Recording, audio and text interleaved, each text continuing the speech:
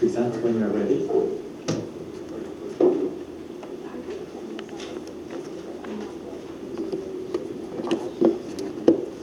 Could you turn the lights off, the front rows? Is everyone here today? Welcome.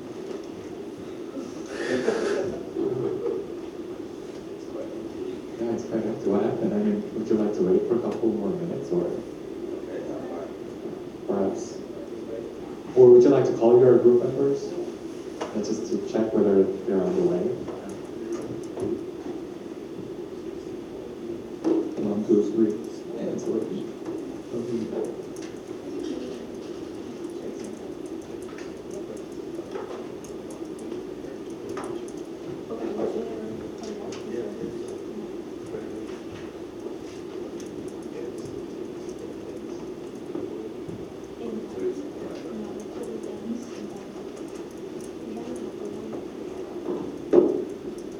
Because I know Group 4 prepared a lot. I think it's, if they're on the way, I think it might be better to start when they are here. So why don't we then start with the group work first? Yeah. So Group 4, you may go back to your seats. Yeah. Let's do group work first, like for 5 to around 8 minutes. Today's case was a gap, right? So discuss with your group members whether you agree with the CEO's decision to fire the creative director and replace it with the AI. Yeah. Just make one stance, either agree or disagree. All right? Yeah. Discuss with your group members first, and then summarize your group number here after you discuss. So yes means fire. No means the decision was not right. All right. So let's first discuss the core part of within the case, and then for about 5 minutes or so, and then after all groups write their numbers here, then let's do the group presentation by Group 4. Please call your group members if you don't see them here. Make sure that everyone is here.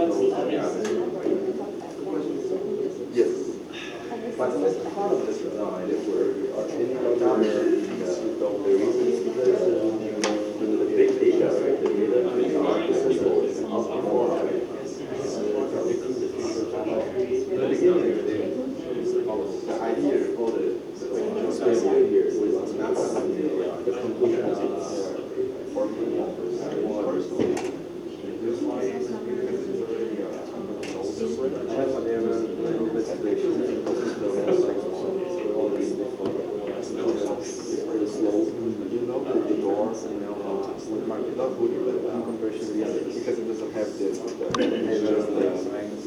sweater. Please write your number if you're done. Okay, can you do it? Yeah, like I'm just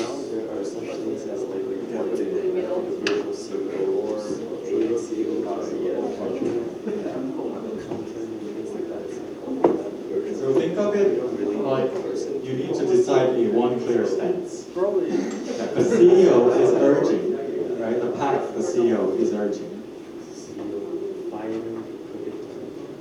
Yeah, would you like to support the CEO or would you disagree with the CEO? Firing the creative director.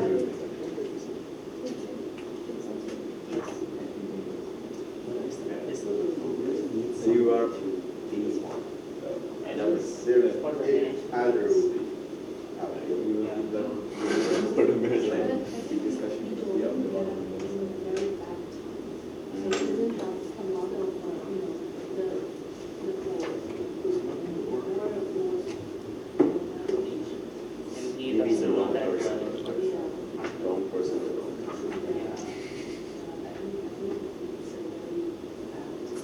Yes. So I guess So Joey, your group, so I guess no. please write on the board. Good free, free.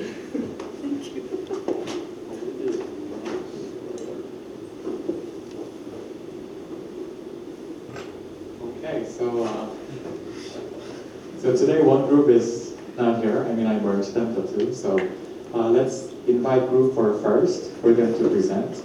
And then after their presentation is over, we will discuss about your stance. So make sure to designate one person to share your group's idea. And I think it's better to choose someone who haven't spoken yet.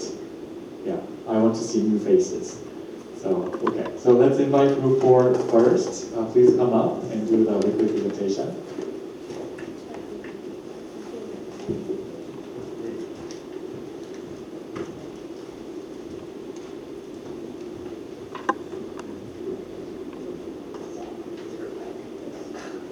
Thank you. So good evening everyone, we would like to welcome you to our presentation. We are team number 4. My name is Rostislav, and together with Samuel and Ariel we prepared the presentation about the music streaming. Spotify will be specialized for how AI and data-driven marketing works in the music streaming service. Firstly, we will say some introduction about the market and about the Spotify company, and then we will move to the Spotify algorithm and which AI they are using and how does it work. Then we will move to the data-driven marketing strategy and how does it help to their business. And then we will have the final conclusion and some questions for the group discussion. So let's start with introduction. So we have here like evolution of the music consumption in last 50 years. The years 80s and 90s, it was the era of like the physical media. The people were buying the vinyls, the cassettes and CDs to listen to music, but it was really limited. Then around the year 2000, it was the era when the format was changed because it was started from the MP3. So the people were downloading the music to their own devices, to on storage.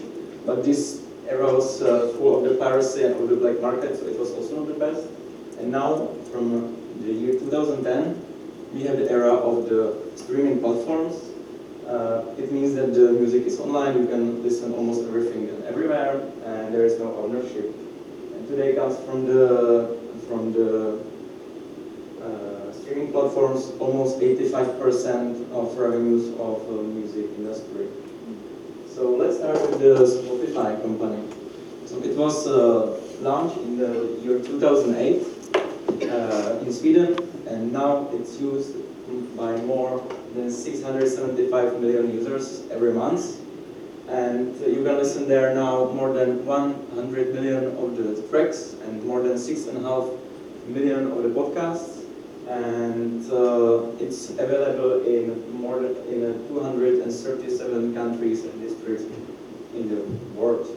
On the right side, you can see the actual position of the market with the streaming platforms. The Spotify is the leader. They have almost 1/3 of this market. On the second position is the Tencent Music.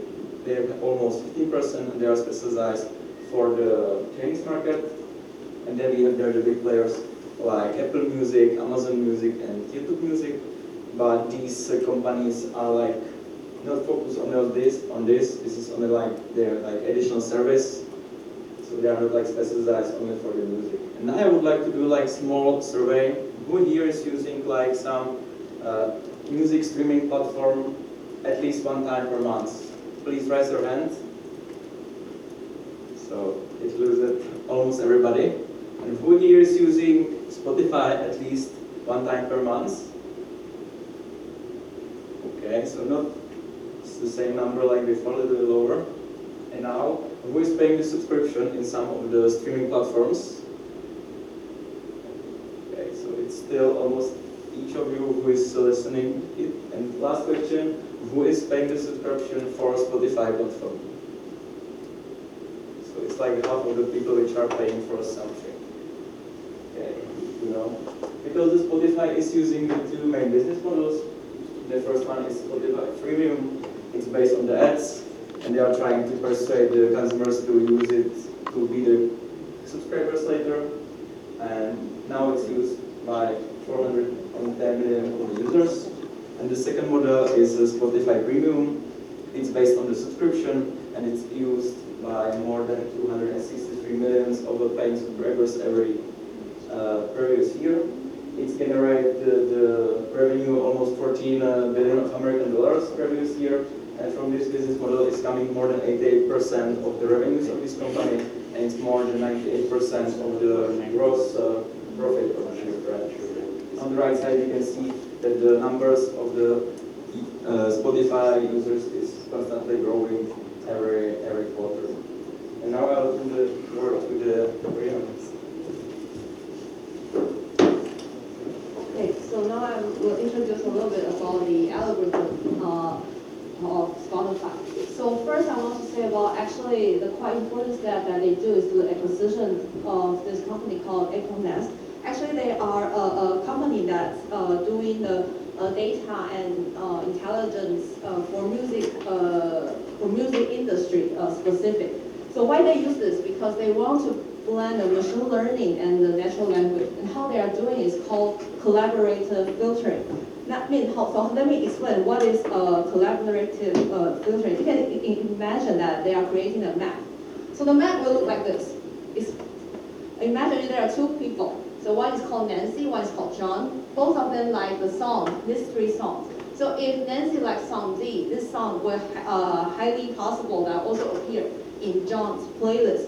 So this is how the filter, collaborative filter works in a simple way. But there are some limitations. Okay, sorry. So you can see that this one is a pop song. But if you use this filtering, they will together appear with this one. Which actually is more like a Christmas carol. So maybe I would say the audience maybe not be the same for these two songs, but for Spotify, they will put this song together in the same playlist. So to solve this one, they have a second layer of filtering called content-based filtering. So how this works? This is like other than create a map from others' playlist, they add more metrics in this. So for example, let's say if you are searching for Michael Jackson, and then you go into this page and you say there's a click and say go to the artist radio, meaning to say what is related to this artist. And then it will pop out with this playlist. This is from my Spotify. So you can see the first one is Billie Jean, the second one is from which one? The Police. So they will generate another playlist. And how they generate this is actually, I have some example for this. Like they'll have some scores for each factors like disability, loudness, energy. They will give them, it's more like a correlation. They just give its numbers. And then they will put these songs together into this playlist. So this is how the algorithm works in Spotify. And then I will hand this to Samuel. Thank you, Aria.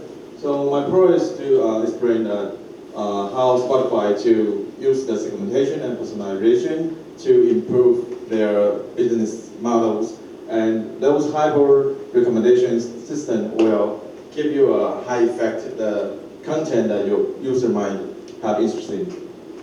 So you can see, in the beginning, the old time that we are looking for the top 40 or top 100 to understand what is the most hot song will be. But right now, we are more rely on your personal playlist. So how to get your personal list? The Spotify try to use the big data to analyze and give you recommendations.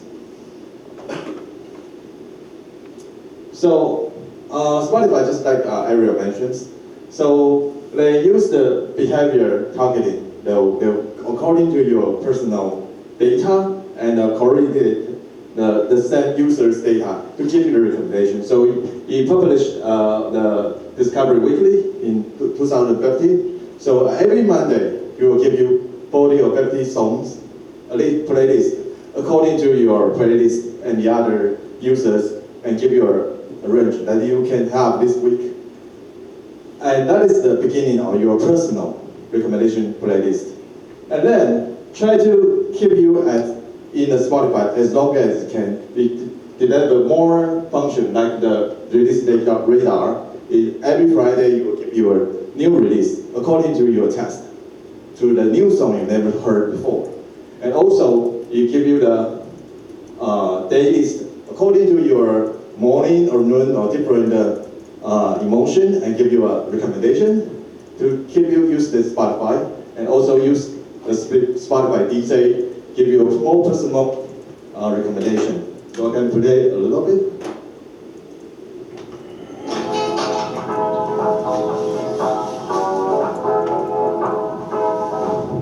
Hey Max, what's going on? I'm X, and from this moment on, I'm going to be your own personal AI DJ on Spotify. Let's go.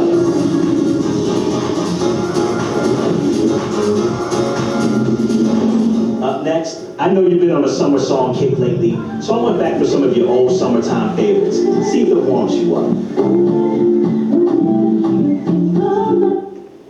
Okay, just a quick see.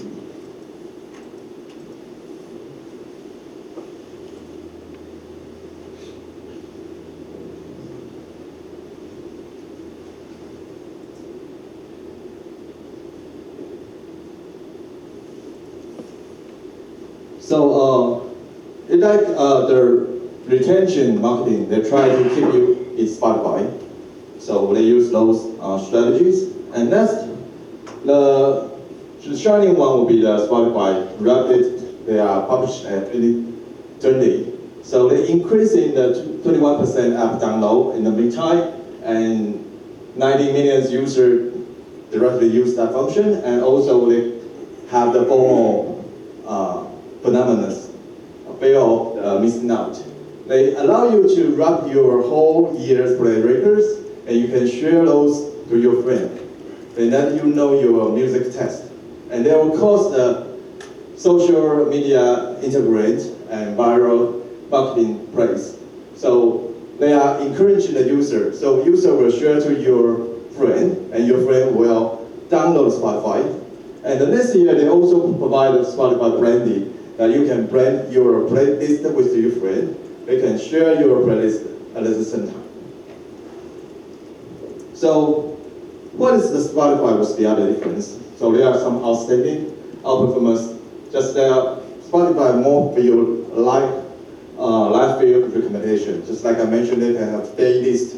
They can, according to your mood, according to your time, to give you a different recommendation. And you'll be real-time learning. Once you drop a song, then they will enhance your playlist at the same time. And the other ways, they also combine with the human and AI algorithm at the same time to give you a more precise recommendations. And even there's library property for all the platforms, but Spotify give you a experience difference than the other platform. So that's what they more outperformance. And now we have here for you like more to the conclusion. So how is it possible that Spotify is the leader of the market? Like it's hard to say, but it's probably because they are really specialized only for the music streaming, and they are not doing another kind of the business. And this means that they have like the best technologies and the experts in that field. And they are putting like the these technologies, with AI, with big data, with analytics, and with the human touch, all these experts together to make a hyper-personalized content for all the users there. And because of that, the people are more engaged to stay on the platform and use it longer and more often. And also because of that, like for example what Samuel said, the Spotify Wrapped, it's made like really good virtual marketing for all the users. They can repose it on their social medias, and then it makes like good FOMO for the company and positive word of mouth. And it's also like really effective way how to do marketing for like minimum low costs. So probably because of this way, what the Spotify is doing, they are still the leader of the market and they are like in a good position and still growing every month. And now we have. So we have some open question for everybody. So do AI-driven personality in music streaming limit the user discovery or enhance it? Anyone want to share what you think about it? I believe it enhances it because I'm using it, and sometimes I play the DJ things, then sometimes I'll discover some new songs. I also like the rhythm, but I don't know it before. So help me explore something, and it will find I expect that it will find my pattern, so that I can try to listen to more different kind of song, and maybe I would like it and then preference on it. So I think that really helps. Thank you. Anyone want to share? I've been a Spotify user for a long time, but this is my first time knowing the DJ, so I'll try it after this. But I usually use the Discover Weekly, and I think it's doing great. Like I get to know I'm not sure if it's AI driven, but I think it's personalization music. I think it curates a different artist, different genres that fits mine. So I think it's really helpful. Yeah. Okay, thank you. And I just quickly share one information is that for the new records, you have to be promoted by Spotify, but you have to lose your 30% revenue in the beginning. Then you can be promoted, be released radar. So that is one considering for the platform too powerful for the new players. Questions, the other one. Should music stream service prioritize AI-driven personality over human creations?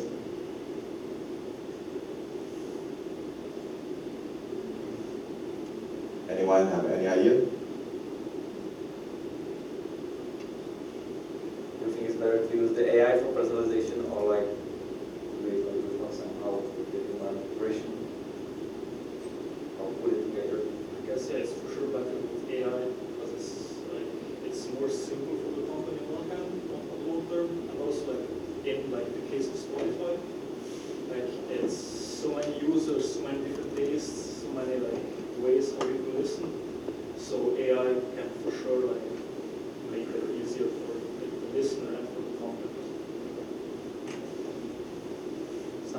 Somebody would disagree, who would prefer the human version? I think the AI-driven personalization is still too ambitious, as I've tried it before, and it put in songs that I don't really actually like in it. So I will say I still prefer human curation than AI-driven, but it'll change in time. And with the modern technologies, it will come. Yeah. Sorry, because I was thinking for the company, I agree with the classmate that it's kind of hard to have a human creation, like someone tailoring our playlist. But on the other hand, I think having the playlist or our playlist as public, this made them human curated.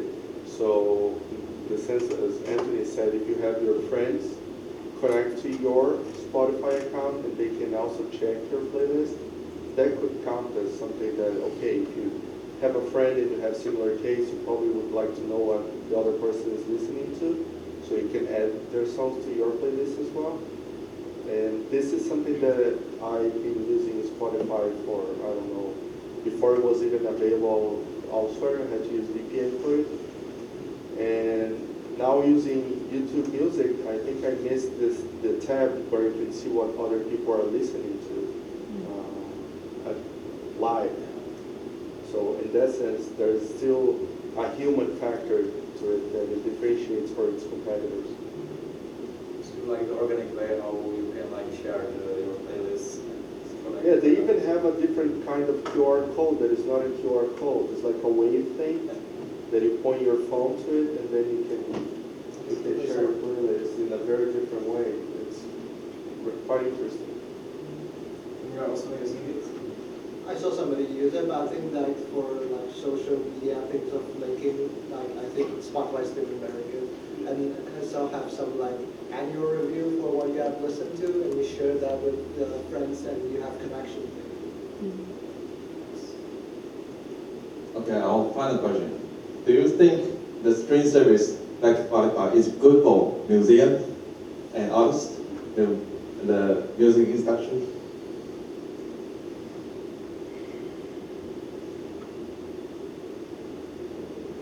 So we all consider that is very cheap and convenient for the streaming service to play all the music that we want. But is it really good for music development? Yeah. I think it depends from which perspective you look into it, because it's from Spotify and these other services that actually diminish the impact of piracy in the music industry. So in that sense, if the artists are making little money, they're making more than they used to do during piracy time, when we were downloading a full album on torrent. So in that sense, any dollar is better than no dollar. But for young artists, small artists, I think it is very important because they can have a very broad audience. But the problem that the current musicians face with streaming services, that they are not paid enough, it is the same kind of problem they already faced with the big studios before, even with the CD and other kind of media. So I don't know if streaming service is responsible for this situation. And as has always been, musicians make more of their money on live concerts than selling their albums. Okay. So I share some information that the two founders of the Spotify, they are not museum based. They are only marketing based. That's one thing. And they are trying to use the broadcast to replace your playlist because that's more cheap. So maybe that only have to take your time, right? The user side is their revenues. So what is in the future? Maybe they are thinking the music and industries, the fundamental base to get revenue from. So that might be the potential. Once it is big enough, just like I mentioned, all the users use the platform, and they have the power. So how we know that is better? Because they are not museums. They are not looking for good for the museum. They are looking for good for the business, right? So if you care about music, what can we do with that? So I heard some users they quit Spotify for some reason like this. They think that is dangerous for the museum or industry in the future, maybe. Thank you. Could you also share some of your team's insights when you come up with these questions? Starting from question number 1, could you also share your ideas and thoughts?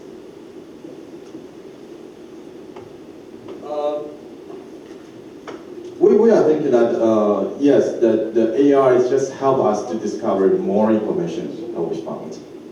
But the load service is given from algorithm or from the company in the behind. So what would that be the limitations? That someone won't be accessible for the users in the future because they are controlled by the company to do that. And the other way would be, would they just try to amusing you, that give you all you like, and you will never try the new one? or the upset music, you lose the chance because they just want you to like in that ear, everything you like. So would that be also should we considering about? So when just like when I use the YouTube beat, they play the music, and I will realize I might feel tired. Maybe the algorithm not so well. Maybe the Spotify have more friendly, and they try to give you why they recommendation give it to you, but still have a lot of missing parts that we don't understand. We are unable to control. So I find sometimes it is hard to find a new content in the YouTube for me because they are already recognized. They only promote those things to you. So how can I to access more? Because in the beginning, like we use Google, we will use a lot of words to find what I'm looking for. But we are so lazy right now, so we only use the recommendations. And they only always promote you the same recommendations. So that's what I think. Is that good or not? Actually, we found this in another one that Yes. when I do the research, there is another, if I read the article, some people, they have summarized some app, like 10 app, like they set the Discovery Weekly or the playlist like Spotify provide you. What are the others that Spotify won't provide you? There are apps for this. They extract data from Spotify. It's quite interesting. They use the like iceberg theory. So you only see the 1/10 of the music, but there are actually a huge part you never see. So actually there is another, it's also I think it's also from the AI driven and the algorithm, but actually there are another application can use. So I would say, so that's why we have this question, because we have different, we say this is people have different opinion on this. For me, I feel it's like, maybe it can enhance it, because people will find another way to find other possibilities. Yeah. And the second one, so I think that the human creations means just that I mentioned, the artists and museum, they have different opinion, just like against to the public. They more focus on what is the museum mind goes better or well, but we're only looking for the top song, right? Just like you like TikTok, the short video, but they don't reveal a lot of information. It's really good for you, I'm not sure, but that's for entertainment, maybe it's good. But for the longer purpose, what can we leverage this service as the better intention, a better way? Maybe that's what we need to think about, how to put more experts' idea or better research the behavior influence in this algorithm. But how we do make sure that, because if the company only looking for the benefit, how we can supervise they to do that? I know that Spotify, they finally they have the revenue last year since they use the AI. But they are also pushing them into looking for more money, I think, because they are already burning money for a long time. So what is their strategy? Just like I mentioned, will they use the broadcast to replace your playlist in some place? We don't know. But for the good of the company or good for the user, it's hard to tell. Anything else, or is that it?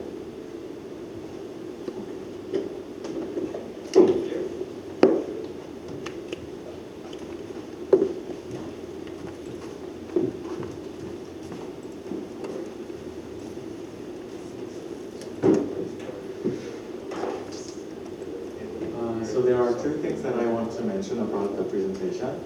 So the first thing is about how the Spotify provides a recommendation. So the team presented with the two algorithms. First one was collaborative, and the other was a content-based, right? And that's exactly the same as what the Netflix is using when they give the recommendation system based on the correlation data.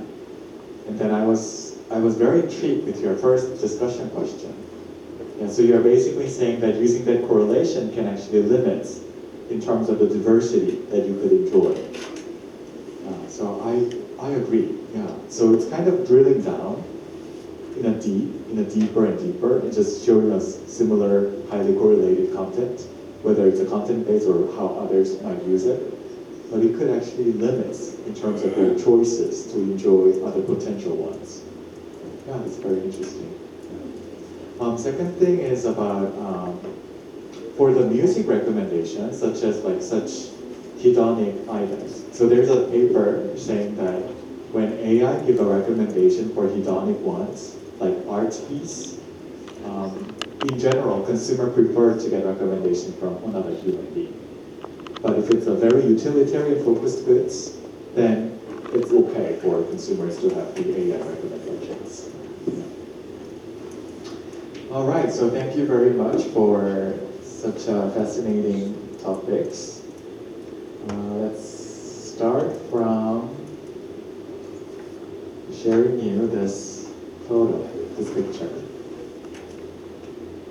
Does anyone recognize this picture, or have you seen this picture before?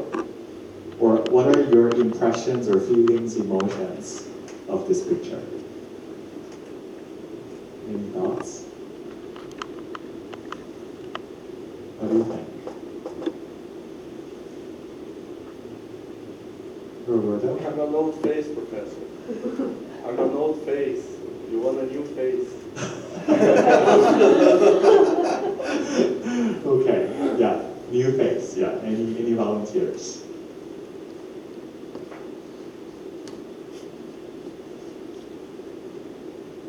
Do we have anyone whose background is related to arts or fashion? Yeah, Joey, what do you think about this picture? The filmmakers, right? Yeah. Ethereal. Mhm.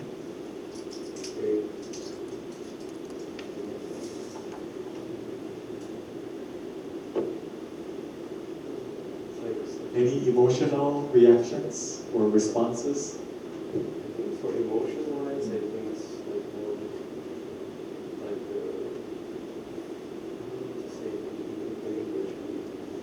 like admiration. Admiration? Yeah, it looks magnificent Magnificent. when you see it, and also I think it's from like a French medieval era, something like that. Since they wear something so puffy. Or maybe something like the gate to the better word. Gate to the better word, okay. Yeah, anyone? Oscar?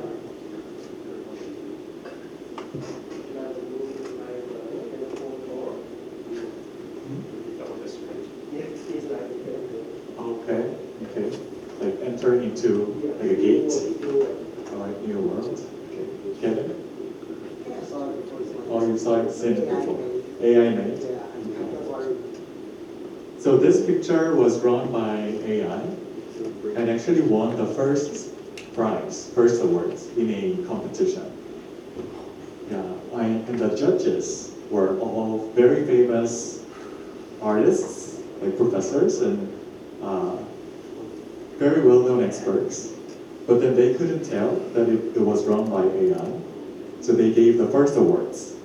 And it's so interesting that during the event of award-giving session, no one really appeared.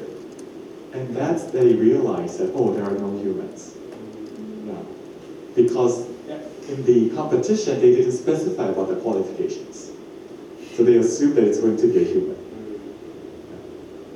So this is the level of how AI can perform creative, artistic capacities. Even experts cannot tell. Roberto, would you like to say something? Or?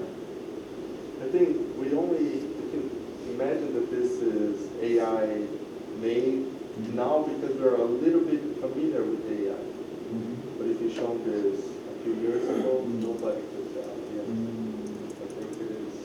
Yeah. Like there is a second moment. We are in a second moment right now that it's a little bit easier to distinguish, or we think it is easier.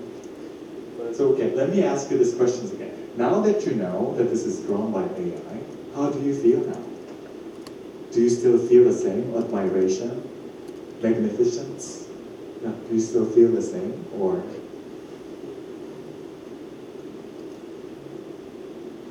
So Joey Anthony, yeah. So you want consistent, okay. What do you think? Yes? Not the same, because? Because like it is so magnificent, but now you feel tricked. You feel tricked. Yeah. Why? Because you know it's not human work, so You think it's not authentic? it's a mix. It's a mixed feeling, but you still think it's magnificent.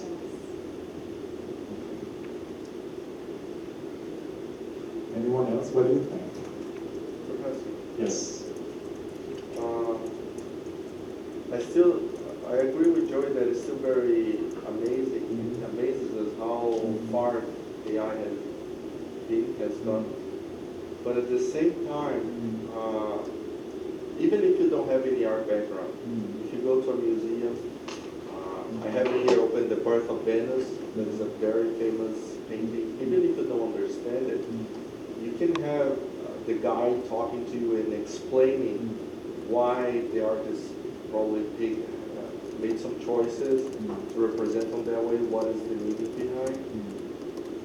And so you can look and you can try to understand it. And with this, made by AI, you lose a little bit of this human interaction or this human touch.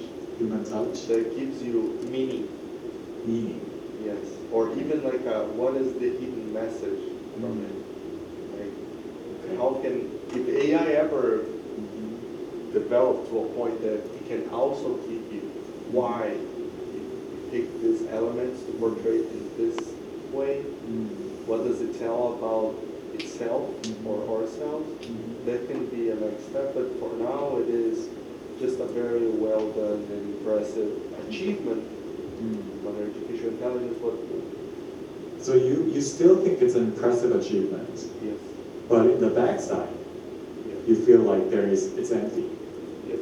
Like, would you pay to see a whole exhibition of AI painting?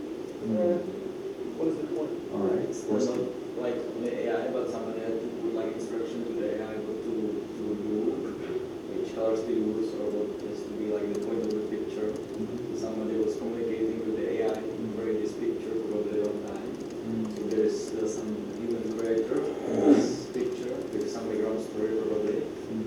Or I hope that there is still some background story. But it's not like first what the AI did without some background information. All right. Samuel? I just wonder, I know AI also can read the picture. I wonder if the other AI read this picture, what will explanation the AI will generate? So I think that the concept, each one have the different feeling about reading the picture. Like they have according to their background, their cultures, they have different understanding. And what is the main purpose that AI will understand? Is the same with the human, or they have a particular mechanism behind? They are just recognized as this part pattern only. So I just wondering about that part. All right. What do you guys think about Samuel's point? Joey? Interesting. Okay. I mean, if you really ask an AI to interact with an AI, I think it will be quite similar, since if we use this in a perspective, because there's a lot of generative AI, right? If it's in a wording, there's so many AI that can check, right? Whether it's AI proof, things like that. So maybe in the future there's also AI art proof, things like that. Yeah. Yeah, I mean, it's,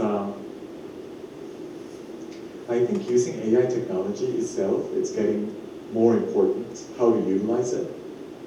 So it's not a matter of whether AI will replace human beings, it's more a matter of whether humans, those who can utilize versus who cannot. So for this part, for the art piece, I recently heard from my friends working in the US School of Architecture.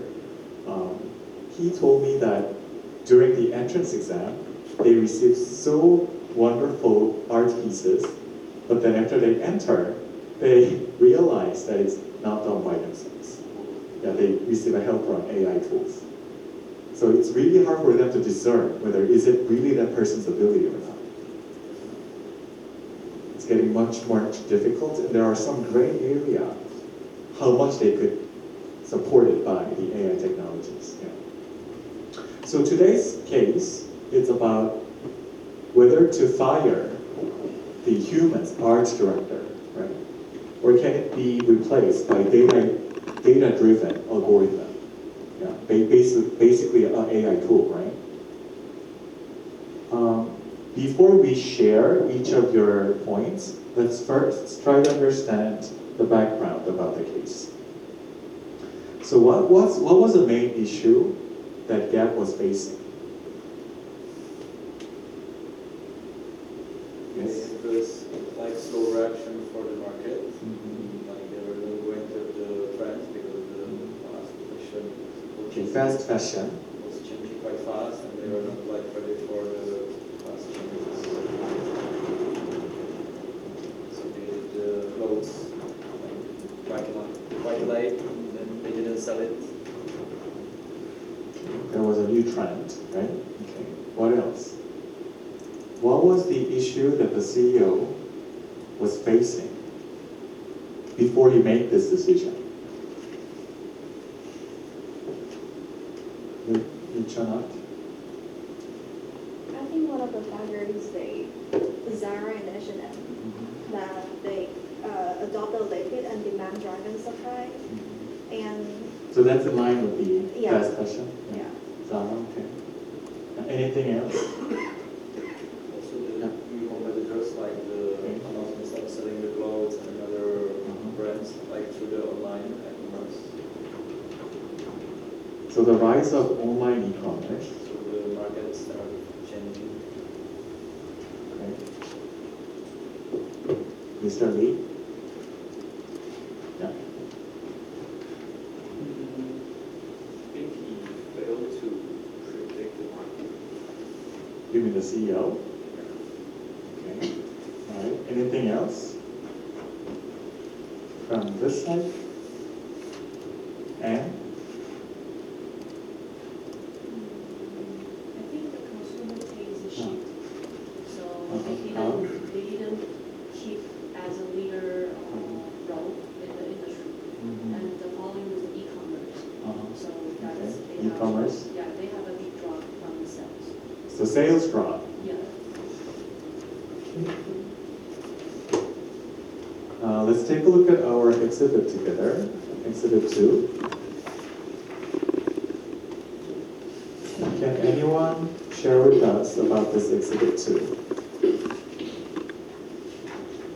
What do you notice here, and how shall we interpret the figure?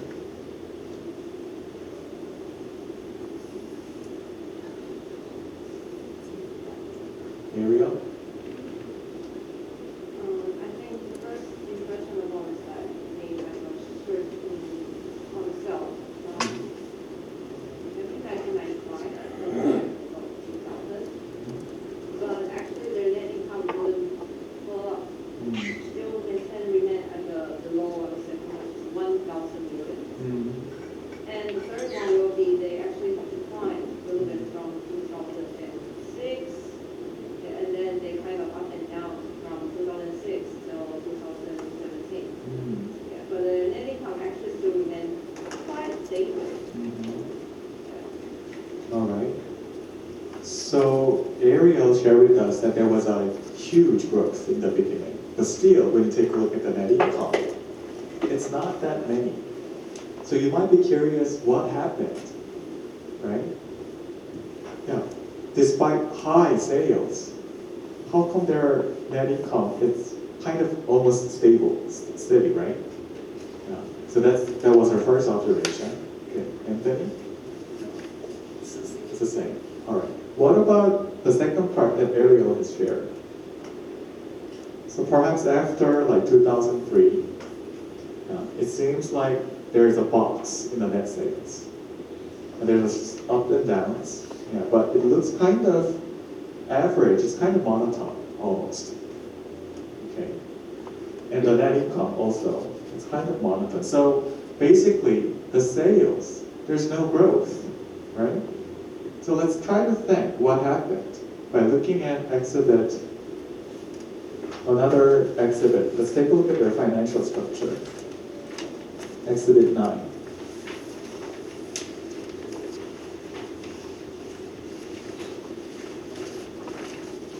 Can anyone guess what contributed to low savings or low net income? Pardon? What contributed to the low net income? Yeah.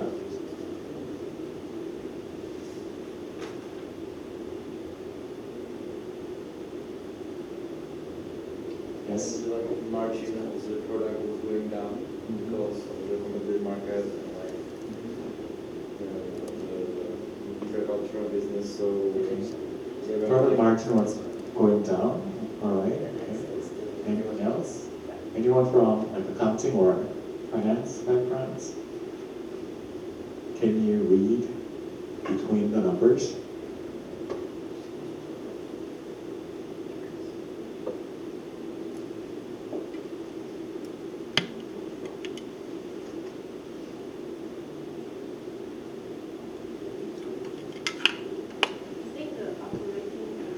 Operating expense, yes, what about it? Yeah, I think because the marketing expense actually not changed so much.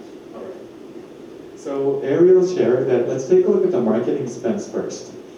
Starting from 2012 to 2016, they decreased their budgets, marketing expense, right?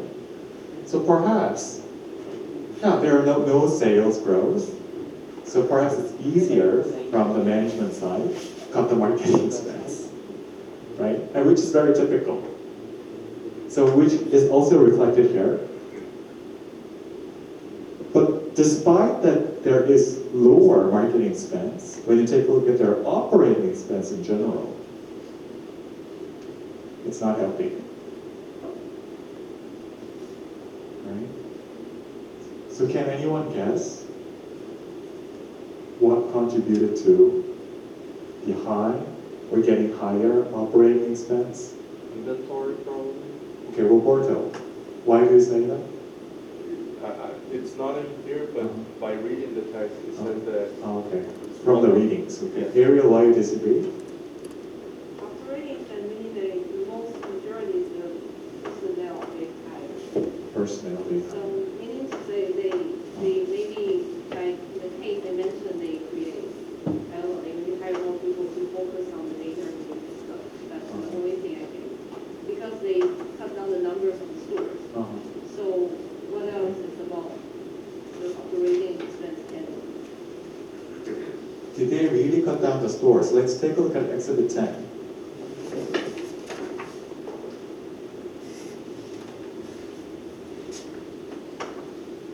So Exhibit 10 shows the net sales across different regions, right? And when you take a look at the percentage of net sales across fiscal year 14, 15, 16, the portion looks kind of similar, right? So it's not a matter of locations. So let's only pay attention to the total amounts across the 3 years. So which brand was growing and which brand was losing?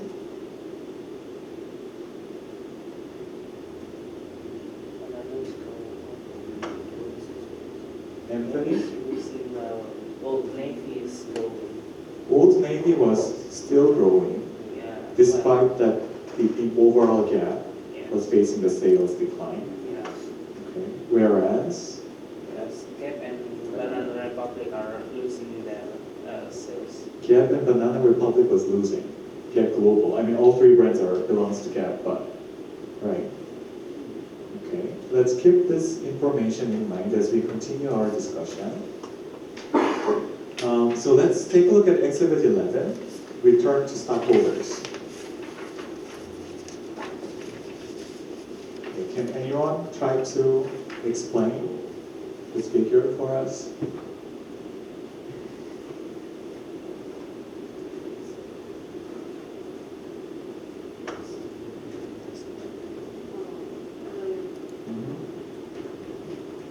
Compare the three index, right? The first gap, S&P 500 is down, and S&P 500 in 2017.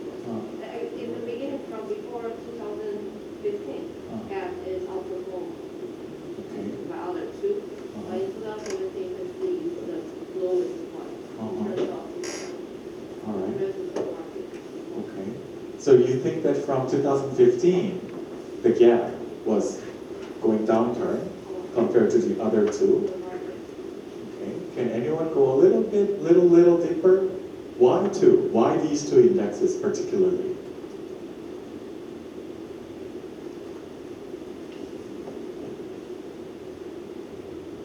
Because they represent the median, Which one? SP 500. Okay. SP 500 represent what? Forgot the word, the median between all the biggest companies, so it's like a benchmark. And like the economical situation in the city, because it's all like in the world, these are like the strongest companies on the American stock markets. All right. Then what about the other line? Dow Jones. It's the whole. I think the Dow Jones U.S. apparel recovery. Oh, okay.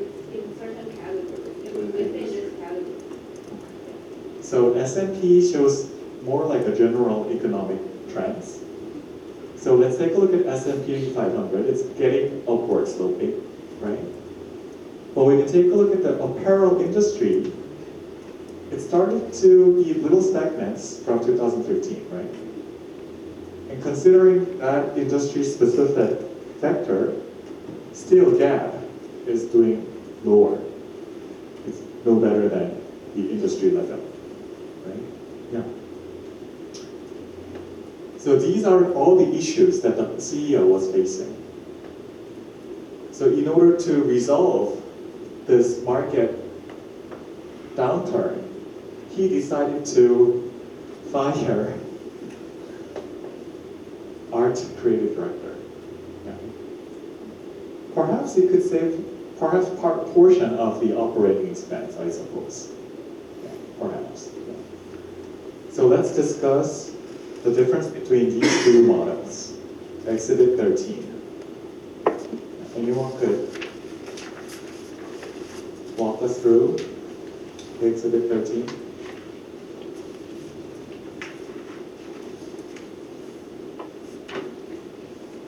Mr. Lee, would you like to try? And what would be a major difference between these two models?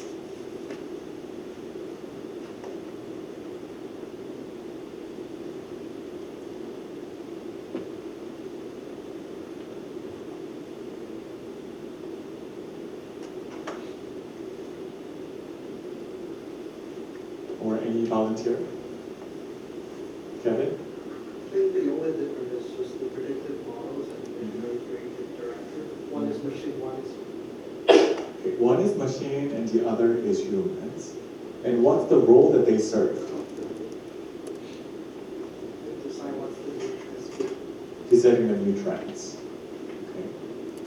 Can anyone try? Lucianat? Yes? The right one is coming more from the numbers, statistics, and like analytics. And the traditional credit model is coming more like from the human thinking and like from the experts in this field. So based on the data from the Okay. I guess for the art director, it's also coming from sort of data, right? It's a personal experience, could be, right? Anthony? I'd say the process is more streamlined. Streamlined? Yeah, with the new big data, because in the traditional one, you're required to have like several trainings and also creative ideas, and that will cost a lot of money, and also the aesthetic feel and the process to approval too. While the new big data is just generated fashion design prediction and using Google Analytics for it.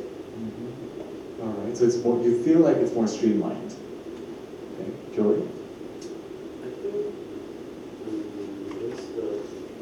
the negative side for the big database model is that I think this is specifically only used for fast fashion. But if you really want to target a niche or like something that's different from market, so I think you still really need a visionary creative director, because that's where human or art comes from, right? So if all the stores are using the AI and everything's the same, I think that's my perspective, the difference. So then why do you say that for such artistic like brands, why do you say that visionaries are required? What's the role that they serve? What's the role that visionaries serve that AI cannot serve?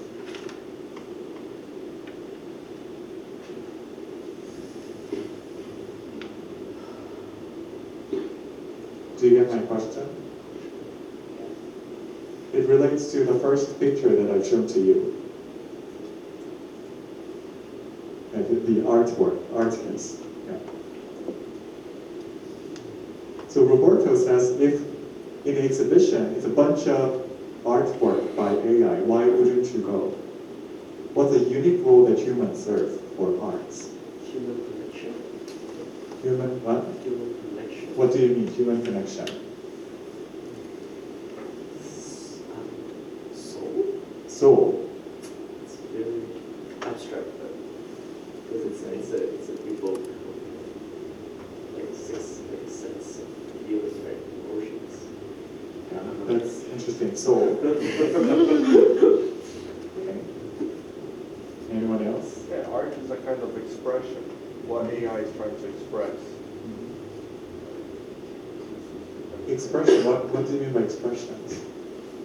I mean, to express what one is feeling or what information is trying to convey. And this comes from someone, and it is a way to send a message or to express something. So, if I will give an example, during dictatorship in Brazil, there were songs that were created that talked about repression without talking about repression. So there was underneath, there was an idea that was hidden in other hints. So what information, what kind of emotion, what kind of thought AI can provide us? But before I told you that it was drawn by AI, some of you shared your emotions. Yes. Right? Yeah. Yes, Kevin? I'm just thinking like a luxury brand. Like people buy those things, it's not just because of those brands, because they find there's a storytelling. Storytelling? Yeah, so it's like when you buy it and you say, oh, just like how you created these things, you say, oh, it's just run by the data, the AI gave it to the designer to you.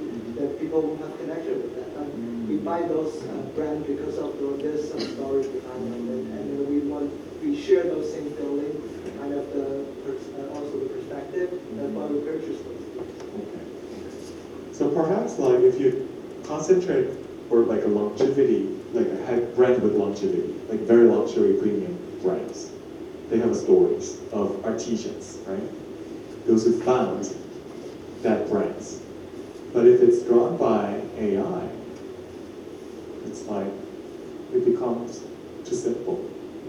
Yeah. All right.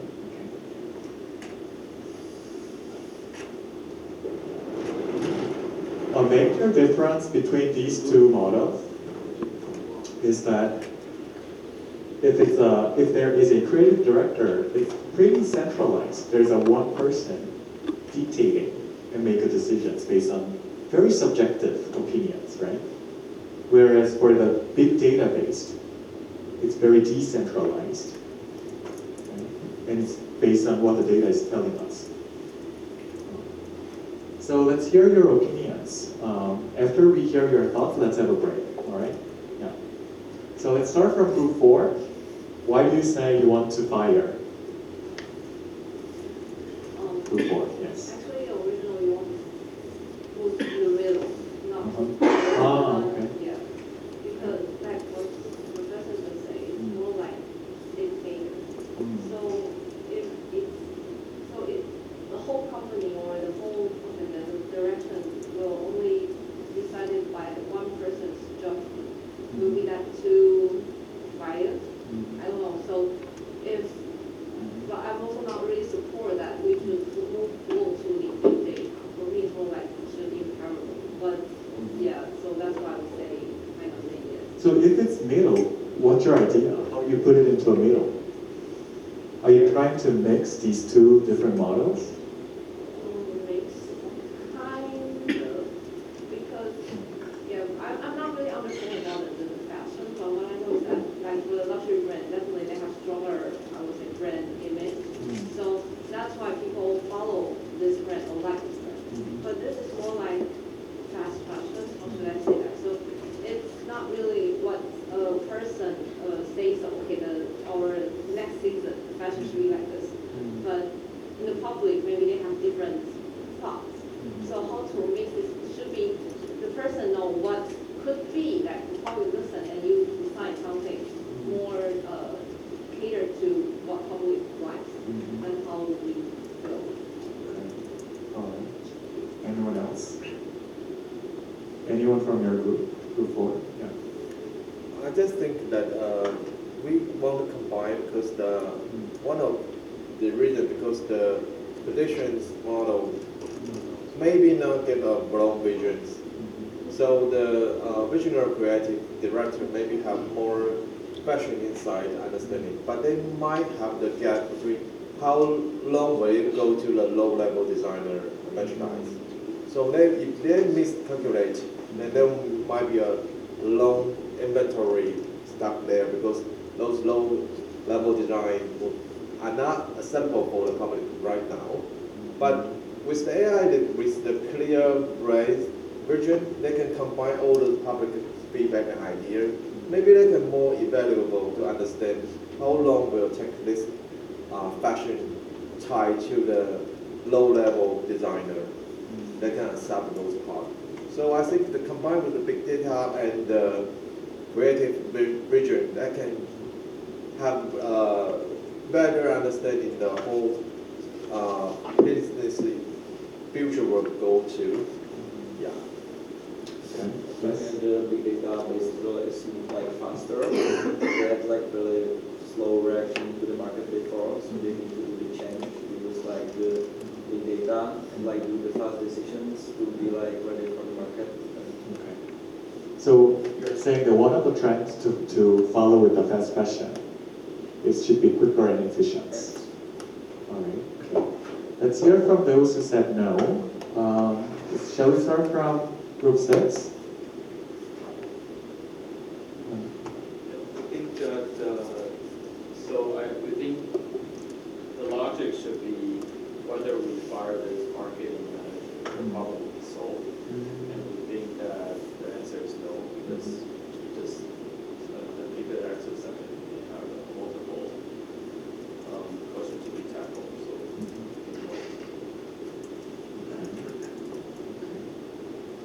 But like group 4's point is that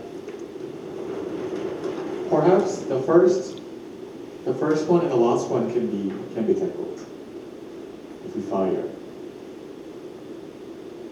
Yeah, it could make the process to be more efficient so that it's in line with the fast fashion. It could save the personnel costs of having a creative director. Yeah. What do you think now? Group 6.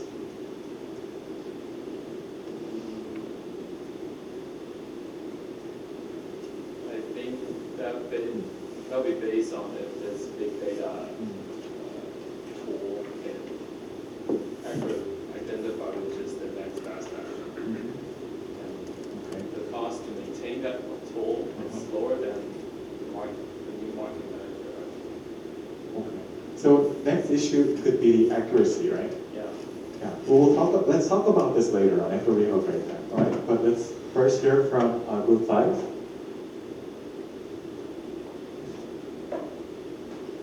We're also somewhere in the middle, because we feel like the best decision would be like to implement the data analytics into it, but there is still something that the human offers that's like at least like in the creative house that it's a little bit extra fun that we can touch. So we were like somewhere in the middle, but still I don't really think that at least for the creative jobs, it's Okay, you're saying that for creative jobs, it's better to have a human touch. So why? it's I guess it's a feeling of connection. It's hard to explain. I'm just thinking like that's cloak you're going to wear on your body. So you definitely want, it's not just something you use, it's something you wear represent you. So I think that you need to have some connection. Okay. Let's talk about this later on, all right? What role that only humans can serve in comparison to AI algorithm. Yeah, let's keep this question on the back of your mind. Yeah. Okay, group 3. Group 3. Is it you? Okay. Anyone? I think that it still need to have some human-based experience to make the decision. So if all by AI, that would be too cold. Too cold. So Did you feel cold when you see the picture first? not really, but a little bit distant. Yeah. Perhaps after knowing that it's AI, you felt a little distant. Group 2? For me personally, I feel like if it is all about AI, it would be like they're following the trend. Just follow the trend. They didn't create anything new. So with human, you But can, following trend, is it bad? it's not bad, but like you cannot differentiate yourself from other. Like for me, I personally look into Gap because when I saw they closed in the website, I feel like I'm looking at like, is it Uniqlo? Is it Muji? Is it H&M or Zara? I didn't buy it. Like, oh, this is Gap. Because in my mind, the only thing I remember about Gap is they hoodie, Gap. And then I didn't see that again right now. And You think it's too automatic? yes, and with human, we can have some creative art add into it. Like they should like work together, not just AI. So that's about collaboration. Yes. I see. Okay, let's continue our discussion about whether relying on data is it accurate. Yeah. Before we make these decisions, let's think about these questions that Mr. Lee has raised. Yeah. Is it manageable? What about the management cost? Is it accurate? Is it reliable? All right. So let's have a 10 minutes of break. So I will continue at 8:31.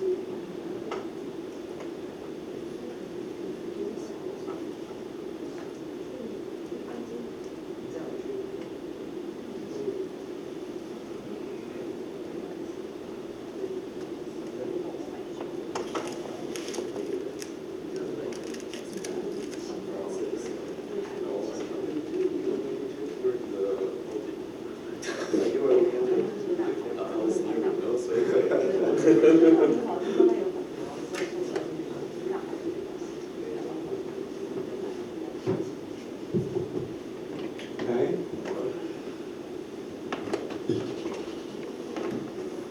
Shall we continue? Okay.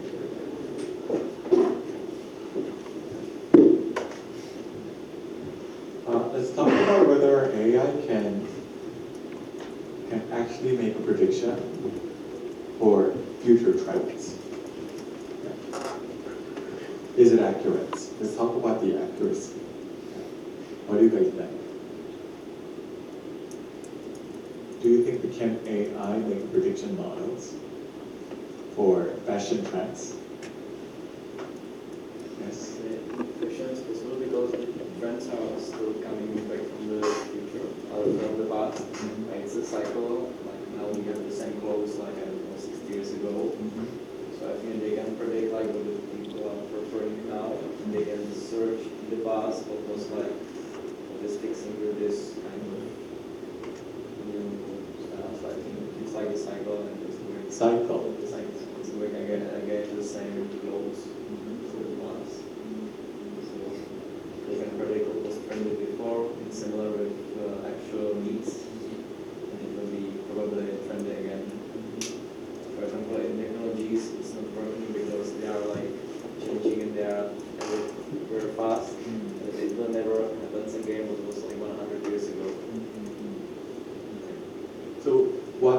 Roski mentioned is when you make a prediction, it has to have a cycle. So his point is, does fashion has a cycle? What do you think? Samuel? I think the prediction might be as the AI can predict the role you are going, the direction, they have the some pattern. So you will go to the next step, or maybe 5 minutes later you will the decision where you are might go into. But yeah, unable to predict what if the car accident or air conditioning drop and cause you change your path. So unable to predict the change in the future. But it can detecting the pattern right now. Slowly to know the lifestyle change or consumer behavior change, slowly change that it can predict what is the momentum will go to. But they are unable to predict what will drop in the future, it might happen. All right. Anyone else? Yes. I think earlier we had a talk since my friend works in this industry, right? So she shared in the past, so she works like in a also fast fashion brand, but based in Vietnam. So you can imagine it's like a Vietnam's Zara. The creative director, she has her own style that she wants to do, but the consumers of the brand is actually a different age group, but the creative director wants to keep that style. So there's actually a difference. So they're actually not doing well. Even data shows, but she still doesn't want to make a change. So that poses a really huge risk for the future. So I think I agree because the data is there, the consumer, the target age group, colors, everything. So I think in this, from my experience, from what I heard, that's actually happened. I think I agree on this statement that data will. Okay. Let's go back to Borski's point. Do you think fashion has a cycle? Do you think, is there like a pattern so that the data could tell and make a forecasts? Yes? For me, it's not really like it will go in order, in cycle every time, but fashion do come back. Come back. Yes, like certain style do come back. A lot of the times, like I think last 2 years or 1 year ago, the Y2K things is coming back, and it's really is a trend. So, and right now, like, for some example, when I was young, everybody wears skinny jeans, but nowadays nobody wear that. And Low waist. yeah. The low waist one. It's trying to come back. Yeah. Right. Okay. And right now, like those style keep coming back somehow, but it's not in a certain pattern that like you can really predict it. Okay. Let's take a look at the fashion cycle. So it's similar to a product life cycle.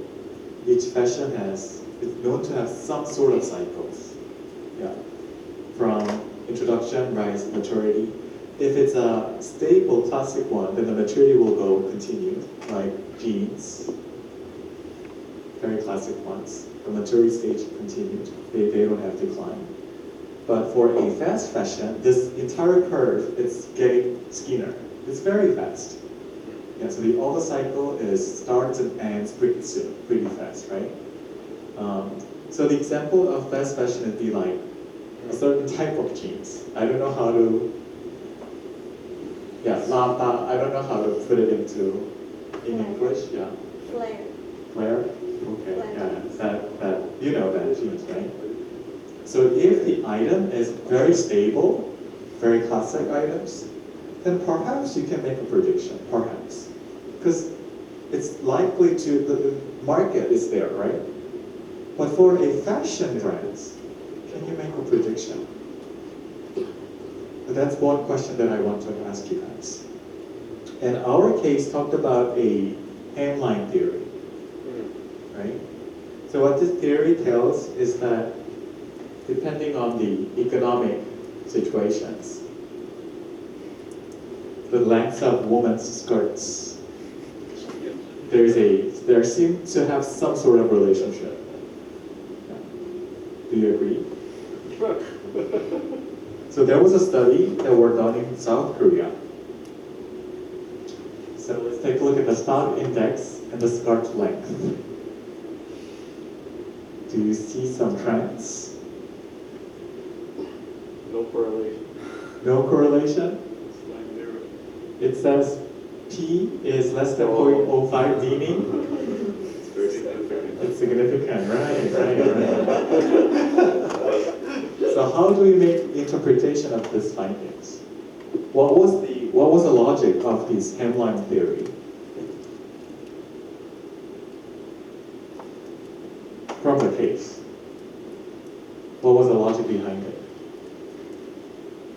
The case talked about the ratchet effects, right? Have you read the case? Yes, right? Yeah. The very subtle changes on trade, you can only feel small The gradual, very gradual change. until it's not. But suddenly there's a breakthrough, right? There's a huge, big change suddenly. And then there's a gradual change. And then there's a sudden change.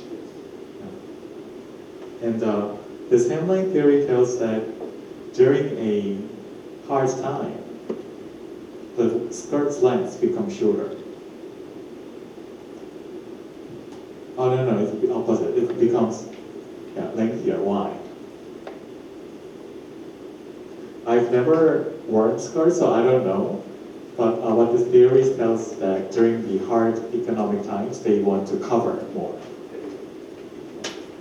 Do you agree? I don't know. I've never worn it, but yeah. So some people say that there could be some sort of trend or cycle when it comes to fashion, but it's not always. I mean, it's pretty similar to a art piece.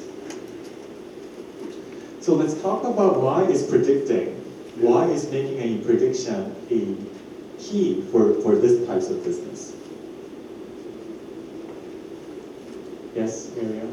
Because they have massive stores, so they need to have a more, we won't decide to prevent overstock. Overstocking. Yeah, overstocking.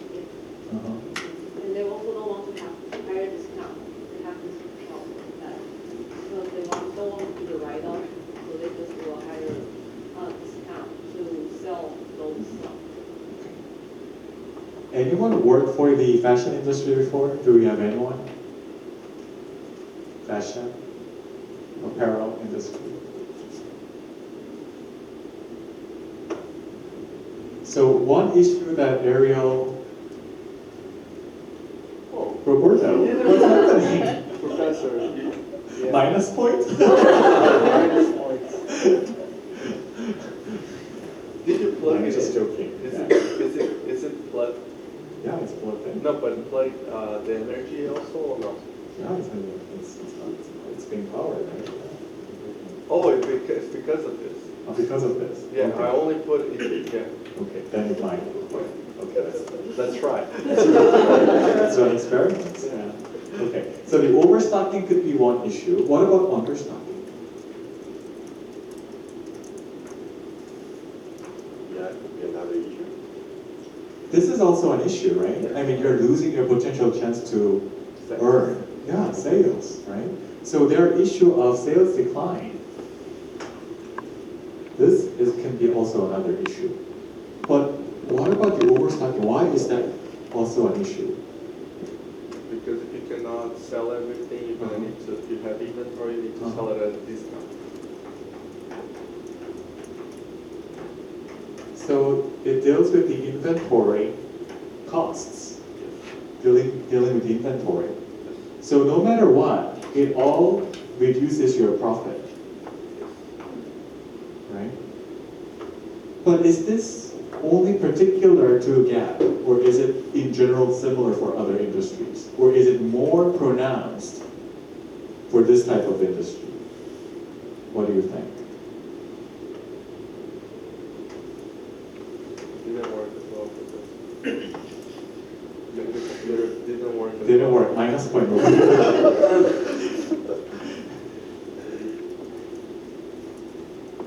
So inventory is in general a key to control in terms of the operation of it, right? But when it comes to apparel industry, this is actually a key for the success of their business. So we've talked about the understocking, losing the future chance of sales, but overstocking is a pain in the neck. Why? Why is it a pain in the neck? So production cycle doesn't match with the demands. So typically, whenever there is a new product line, new product that we see on the store, the actual production takes like 6 months ahead. Yeah, like from different parts of the world, like Vietnam. Yeah.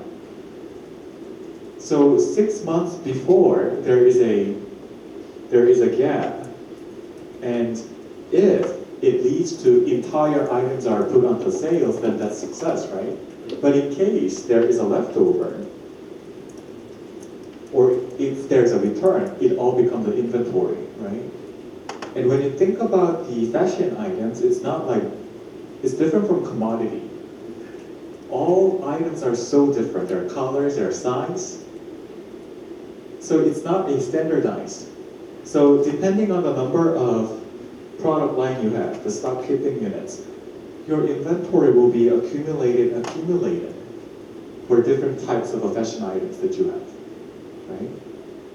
So how to manage this overstocking is really a pain in the neck. The reason is if it's like commodity goods, like this pen or this bottles, you can resell next year. But for a fashion item, there's a cycle. So it will no longer be applied. Who knows? It might be come back. When will it come back? Yeah. If it's come back like 10 years, they cannot stock them to a storage. Because all the fungi and the smells. So for the apparel industry, it is such a pain in the neck to control that inventory. And even if the cycle comes back, it's not exactly the same. Still, something is still a little different. Yeah. So how should we manage the overproduced inventory for the apparel items?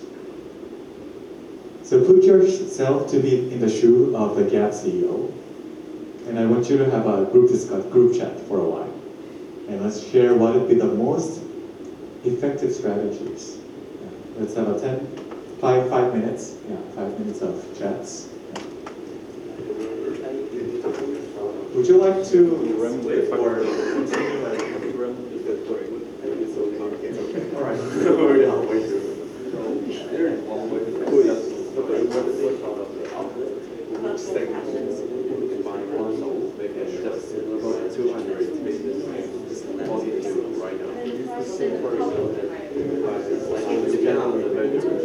Also can sell it, the buyer is going to sell it. So the machine or just from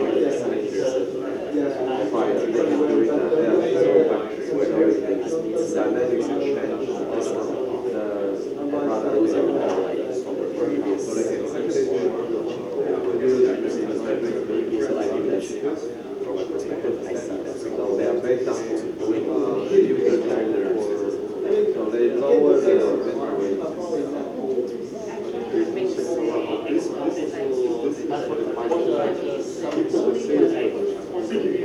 maybe that's the trend right now like in Taiwan, but somebody in Philippines or Indonesia, I'm not a little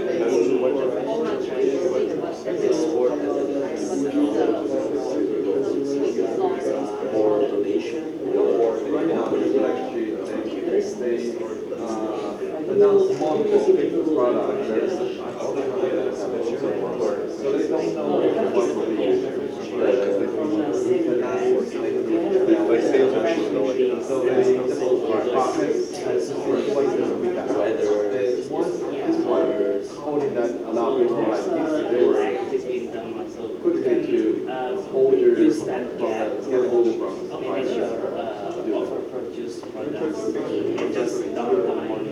And technically, it's a job. But if you're dumping it and they don't accept it, doesn't it also mean overstock inventory? If there's no strategy, you're just dumping without thinking if they can accept it.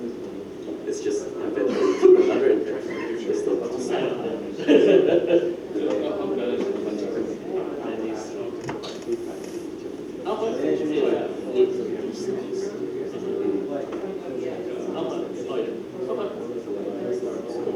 Eventually it'll become discounts. So that's different. They are different as the real retail store. They real retail store, they have to they store cut up the a lot of products and just mix them up product. to get a new They are subscribed to the time they come to the store, so they must have some products. And once you have more and more store, you have to fulfill those quality to mix it together. promote those products. But online, e-commerce is different story as the real retail store.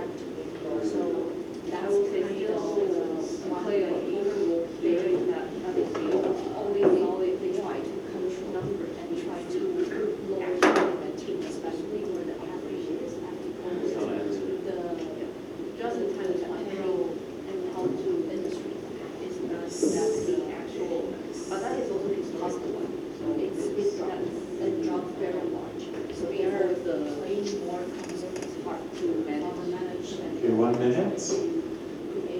And please assign one person to share your group's opinion.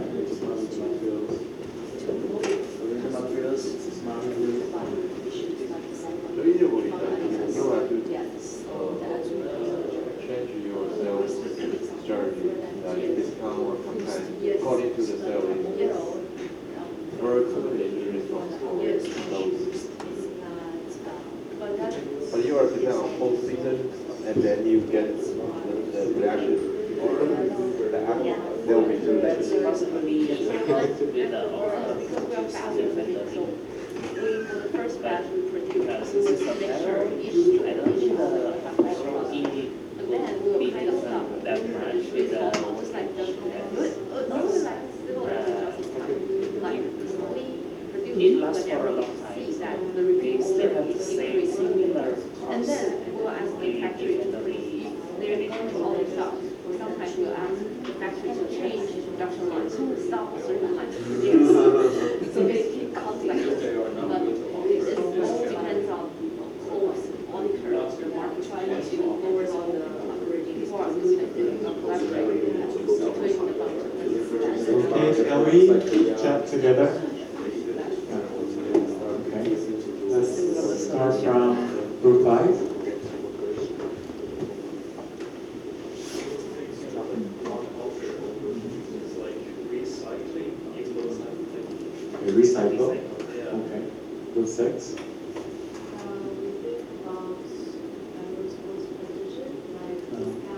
discounts? to the public, to the employee. Uh-huh. We also think of the commissions and Yes. all of these. That's that portion.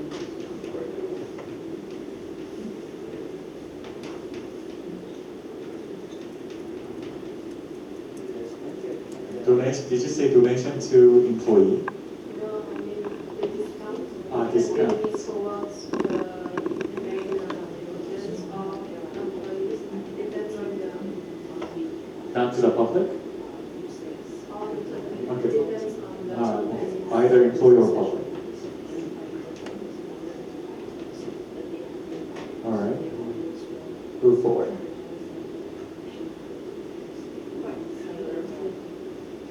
Because it's already produced, right? Right, it's already produced. So, So either discount, I think that. discounts? Yeah, let's. Which one? Which one did your group discuss? English public. Public, okay. To vote? Okay, Roberto? Yeah. We came up with also the sales, because for a company like Gap, I think they need to do their best to avoid overstocking, but with the oversupply issue to sales, because it is expected from them. So you mean the discounts? The discount, yeah. It is To public? To the public, yeah. But as Cici, my question was about to say, to give donation for the employee. Maybe if they could pay the employee with merchandise. All right, so your group? Yes. KOL. Give it to KOL? To do like a package deal or special sales. Special sale, is it similar to discounts? Yes, but we, but kind of. But they are focusing on the specific audience where KOL has, and they use their reputation and also attractions to repack the product with a special price within a limited period, so that they. So there's a time discount sale Yeah. and to that- public, To public through the social media. social media. So all of you, all the teams discussed about the discount sales, right? Okay, let's think from Banana Republic. I mean, little luxury items, or even premium luxury items, like Louis Vuitton or Gucci, Prada. They destroy it. They destroy. True. Why do you think they destroy? They don't want to lower their price. Why? Because the offer is not that much different. How? Because once you offer a discount, people will wait for that. People will Keep waiting for the discount. waiting for the discounts. That could be one reason. Okay. Yes. Part of crime maybe don't want to buy it anymore because that becomes cheaper as their consumer behavior. They don't. They will not buy anymore. Okay. Or see. It's more that if you know that it's possible to buy cheaper, then it's not anymore like a super brand for like rich people because you know that it's also possible to buy it and you don't have so much money. Okay. So then we'll lose the value. All right. What do you think? I think some credits are like a season limited. So if you don't buy it now, you won't be able to buy it anywhere else. Okay. So okay, that's the different tactics, the timing. So if you give a time limit, it makes you think you're wise. Yeah, whenever I go to a department store, they say, oh, today is the last sale. Well, how can they know that I will come back tomorrow? I mean, it's pretty rare to revisit a department store anyway, right? So it makes my decision to be, oh, I'm a smart consumer. It is their tactics, yeah, using the time limits. Yeah. Let's take a look at this diagram together. So this is a price perception. When there is a sales promotion, the price, let's say 50% decline, all right? And after the sales is over, even if the price, it should actually go up, right? But consumer are pretty reluctant to the original price after they know about the discounted price. Because even with the discount, they still think that, oh, you can earn money, you can still earn money, but now you're recouping back. So it really influenced the price anchor of consumers' decisions. So having a discount is actually the last choice that you have to think of when it comes to branding. So what would be other effective way except discounts?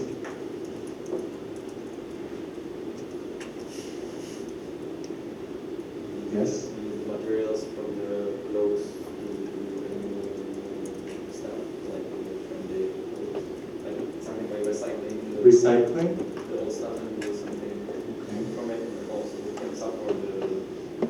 But recycling requires a product modification, right? Is that? I think they are trying to do the supply chain management to lower the stock. Yeah, lower the stock. Yeah, that's our objective functions. Yeah, because if you don't have a good supply chain management, you might have to have a lot of inventory to prevent you're unable to reach the sales. The customer can unable to get the product they need. But if you have very good supply chain, maybe you only need 7 days to produce and until deliver to the locations. So they can lower your inventories. Okay. Anyone? Yes, Anthony? You can offer the products to a wholesaler, like a one-man shop, like Walmart or something like that. Why wholesaler buy? I mean, you have a lot of quantity of product that's being offered produced, but you find it hard to sell your old product, so why not just give it to a wholesaler to sell it? It solves your... But they have to buy, right? Yeah. I mean, there are no incentive for them to buy. No, but they don't buy for the full price. So you're still playing around with the price, right? You're still doing discount. Can anyone think of other way to reduce your inventory without touching the price?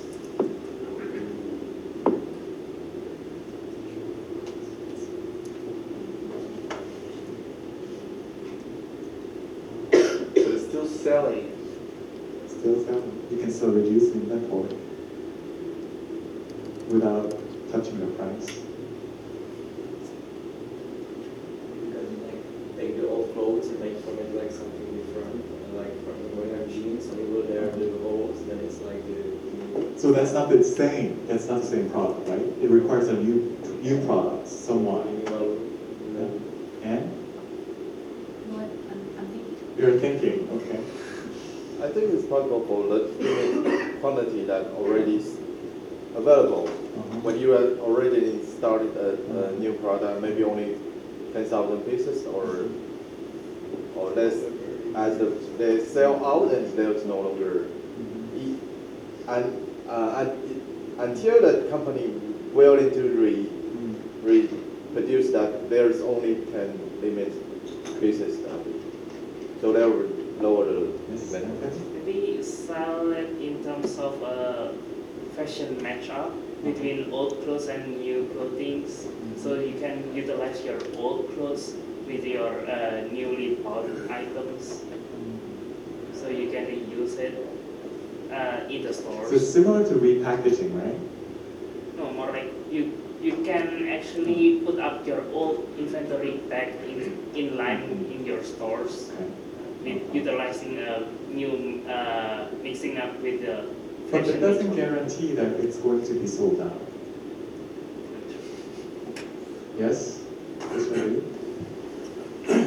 To reduce inventory, traditionally there are two ways. One is minimizing design process and minimizing production process. But production process in this fashion industry also, I think.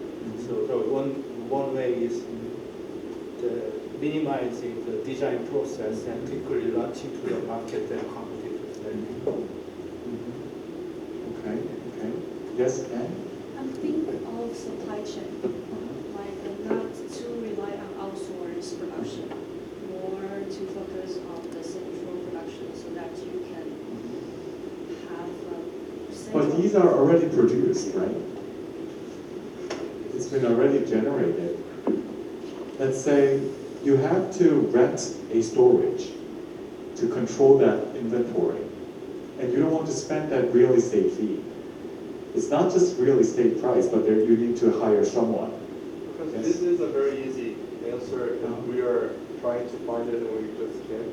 Because if I think about United States, what I understand of the fashion industry for this kind of brands, they sell in their own stores whatever they can, the amount that they can.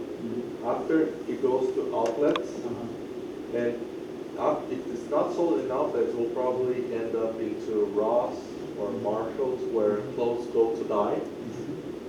And that's the cycle. And then you can buy it very cheap, but it's still price related. So I think the answer Yeah, like if you go on outlets, slightly cheaper, right? Yes. It depends. It depends, I mean, but then it's not really a huge discounts, Yeah. right? It depends. I think I've already seen half of the price. Oh. I mean, in the US, right? Yeah. Yeah, but like in Taiwan. Oh, no.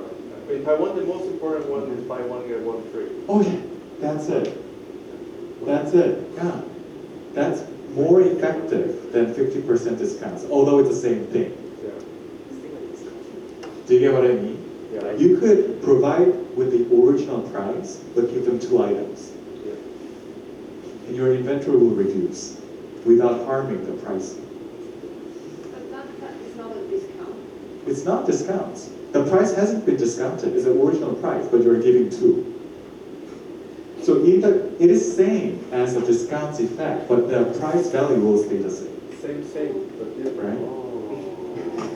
Yeah. It's a bonus for you.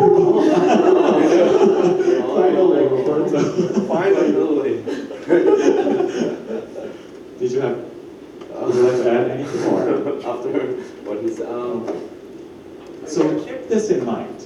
Never play around with pricing. It's better to give buy one get one free or buy 2 get 1 free. Yeah, that's more effective in terms of not losing the price value of consumers.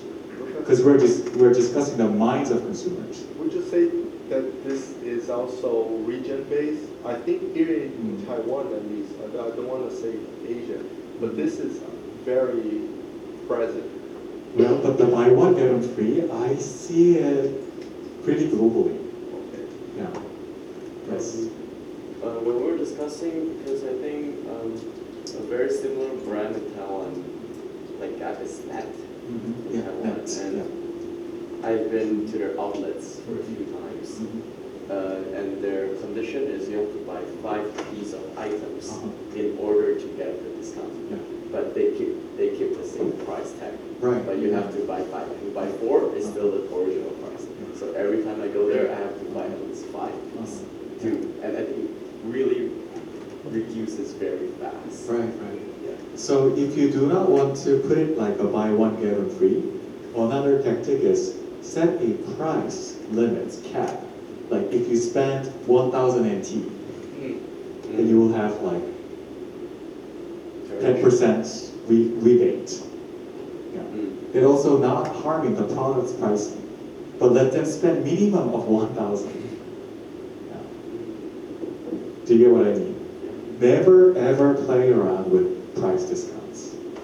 That's harming your brands immediately. Let's have about another 5 minutes of break, and then I will continue. All right. So I will continue at 9:30.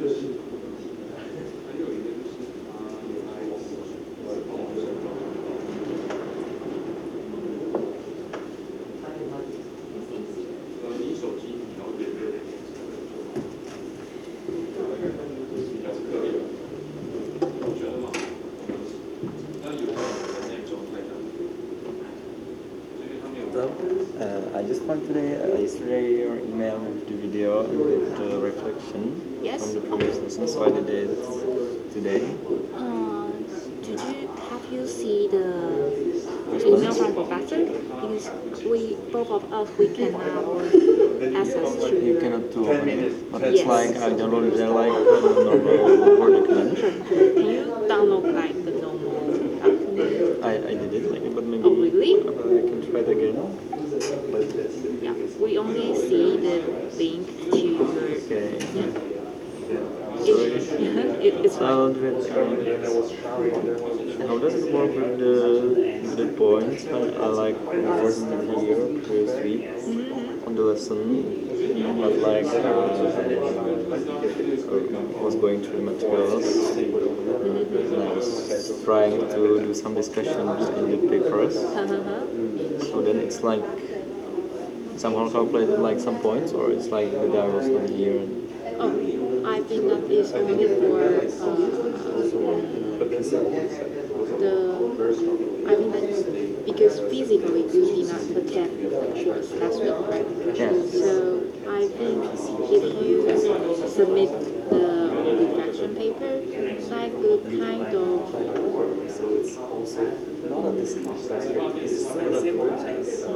how to say that? But the day after, If you did not submit if you did not submit a reflection paper, which means that your score might be reduced a little bit due to your absence. But now you can submit the reflection paper, which means that your scores might not be reduced due to your absence, but it still depends on the Like I'm not sure how does it work here, like on the MBA classes with the points for the activity, because I don't know like what is your system here. If is it like somehow compared with another students, or like how does it work with the points from the activity? You mean the participating? Yeah, like I mean like the participation. Like is it like somehow compared with another students, or is it like the final score still depends on professor, but as for the participating part, as long as you attend the quizzes, like when professor asks questions, you answer them. For me, I would count as 100 participation point. So if you wanted to increase it, you can response or answer professional questions, just as you did. Yeah, but I also found that you wrote some like additional exercise to the line, but to the line like a previous week. Like you put it the line, I wrote it today in the response because I was not sure. The Google yeah, the Google link with the video. Oh, but I was saw not sure. your reply. Yeah, I did it today. Or maybe I did it maybe before. Maybe I did it 2 times. I think you did it so maybe I did it 2 times. It's fine. Okay. I'm a little bit. So something is going to the school email, something to my email, something to line. So I'm too much information. Okay, thank you. So I will upload it. I will try it again. Yes. Thank you so much. Thank you. And then I take my shirt off.